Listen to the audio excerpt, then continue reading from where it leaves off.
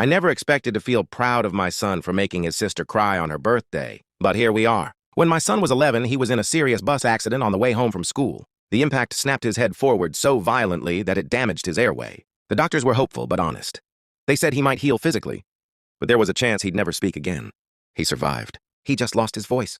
His little sister didn't care. She talked to him constantly. About school, about her friends, about absolutely nothing. He'd listen, nod, smile, or type short replies on his phone. Most days, that was enough for her, until one afternoon it wasn't. She came home from school in tears and ran straight to his room. She curled up next to him and poured everything out. When she finished, he wrapped an arm around her and gently patted her back. She leaned into him and quietly said, "I wish you could tell me it's going to be okay." He didn't respond. After that, I noticed changes. He started spending more time alone. His door was always closed. When I checked on him late at night, he was buried under his blankets pretending to sleep. I assumed he was exhausted from therapy and sports. I didn't think much of it. Then came his sister's birthday. The house was loud, balloons, cake, friends everywhere. After she blew out her candles, my son raised his hand. The room went silent.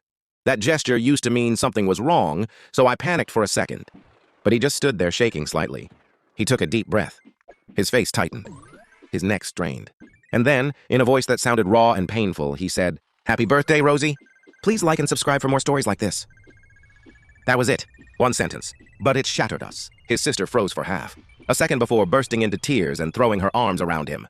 I was crying too. Everyone was. Later, I realized what those quiet nights really were. He wasn't sleeping. He was practicing.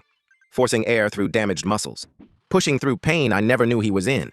All for that moment. His sister kept jumping up and down, yelling, "You talked! You really talked!" And my son just smiled. His voice wasn't fully back.